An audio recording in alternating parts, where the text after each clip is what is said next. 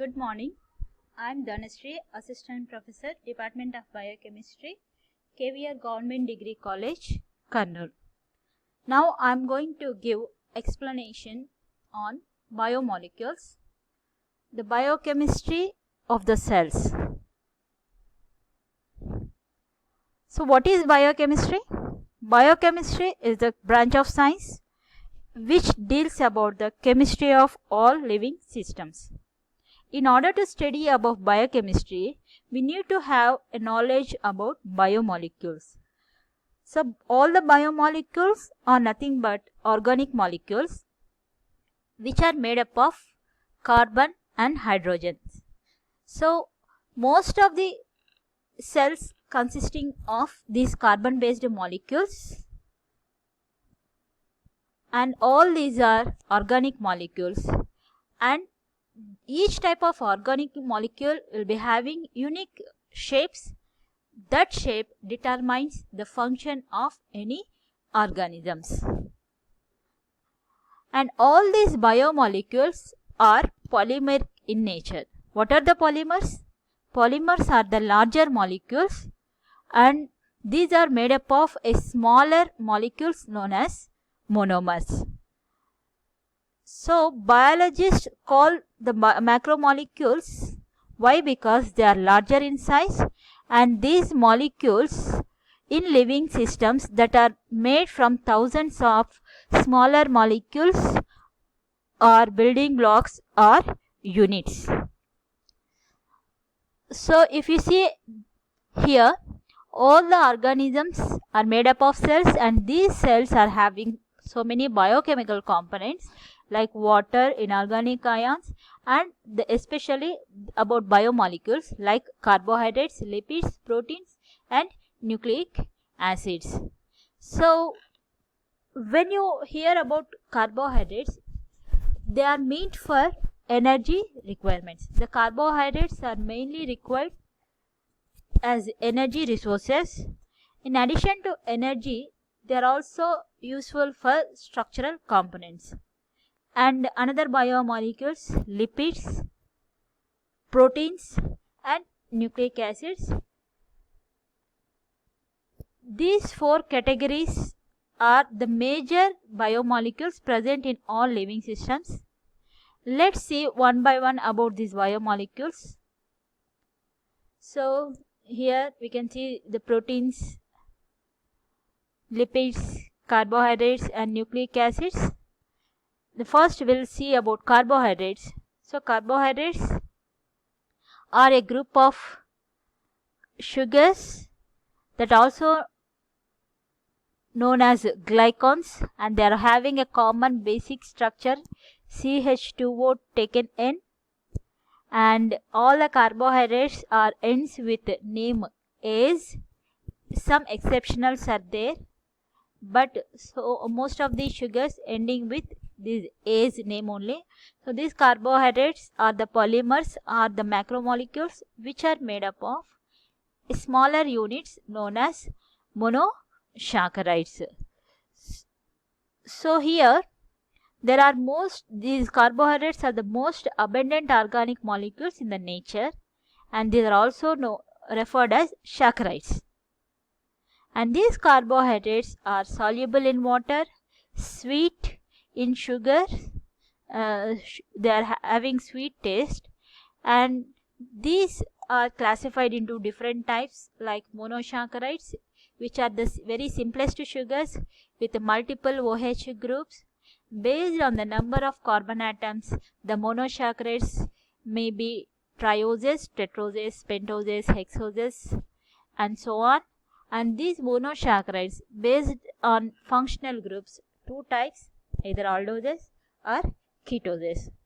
And then another type of sugars, disaccharides, which are having two monosaccharides units, and oligosaccharides means a few monosaccharides covalently linked, and polysaccharides consisting of many number of monosaccharide units.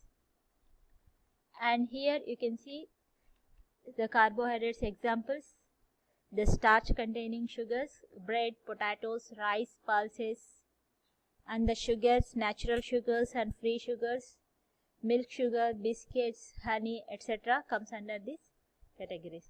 So if you see the classification of carbohydrates, the carbohydrates are classified into monosaccharides with a single sugar molecule.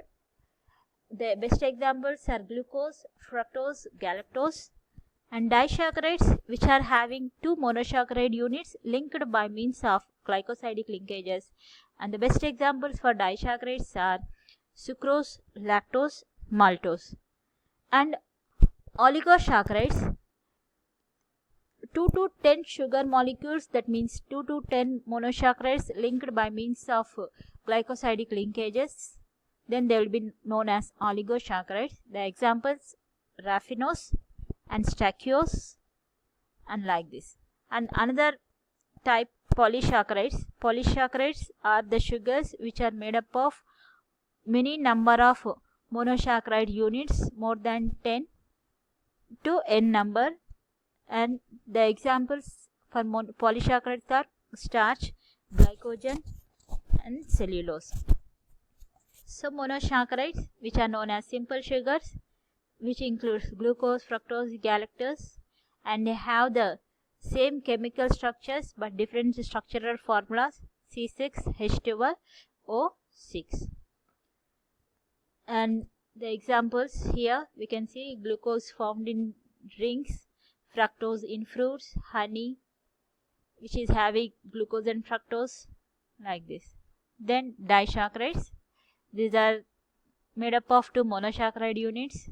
The examples, sucrose, which is having glucose, fructose, moieties, lactose, which is made up of galactose and glucose, which is also known as milk sugar, and then maltose disaccharide, which is made up of glucose and galactose.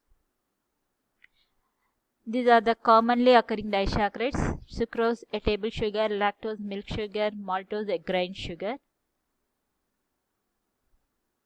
Then polysaccharides, which are complex carbohydrates composed of many number of sugar monosaccharide units, monomers. And if the similar monosaccharides are present, then that polysaccharide is known as homopolysaccharide. If different monosaccharides are present in polysaccharides, then they are known as the heteropolysaccharides. The examples, starch, which is a homopolymer of glucose, glycogen, and cellulose. All these sugars are made up of, all these polysaccharides are the polymers of glucose. So starch is the example of polysaccharides present in plants. Glycogen is a polysaccharide which is present in animals. Cellulose is the most abundant polysaccharide present in the cell wall of plant cells. Then another biomolecules, lipids. Lipids are the molecules which includes fats, waxes, steroids, and oils, and these are the hydrophobic molecules, which means they do not interfere with water easily. And the functions of lipids, they store energy and helps to insulate the body and cushion and protects the organs. The mainly the lipids are considered as esters of fatty acids. Ester means it should consist an alcohol and an acid. Here all the acid molecules are fatty acids, and the ester alcohol will be most probably glycerol. So in order to study about these lipids, these esters of fatty acids, we need to have an idea about fatty acids. What are the fatty acids? Fatty acids are nothing but long hydrocarbon chains which are made up of carbon, hydrogens, a lengthy hydrocarbon chains with COOH group. These are the fatty acids. The fatty acids with only single bonds, they are known as the saturated fatty acids, and if they consist any double bonds in their structures, they may be known as unsaturated fatty acids. Unsaturated fatty acids may be different types like MUFA and PUFA. MUFA means monounsaturated fatty acids with single double bonds. PUFA means polyunsaturated fatty acids which consist more than one double bonds. And most of the animal fats have a high proportion of saturated fatty acids only, and they exist as solids at room temperatures like butter example. And the liquids at room temperatures are nothing but oils. So the most plant oils tend to be low in saturated fatty acids. That's why they exist as liquids in room temperatures.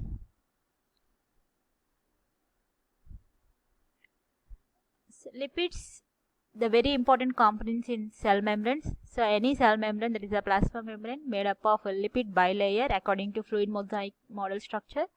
So these membrane, in these lipid bilayers, the lipids are nothing but phospholipids, and these phospholipids have a head which is polar in nature, which is hydrophilic, and two phospholipids in the form of tails present, and they are hydrophobic in nature. The steroids, the cholesterol is the main base steroid, which is the basic component to form any steroids or steroid hormones like estrogen, testosterone, which is a 27 carbon containing molecule with 4 cyclic ring structures. And here you can see the basic ring structure of cholesterol. And another biomolecule, proteins. Proteins are the very important biomolecules for the maintenance of structural elements, and these proteins are the polymers made up of monomers amino acids. In general, all the proteins are made up of 20 standard amino acids. If you see the functions, there are many number of functions are there for the proteins.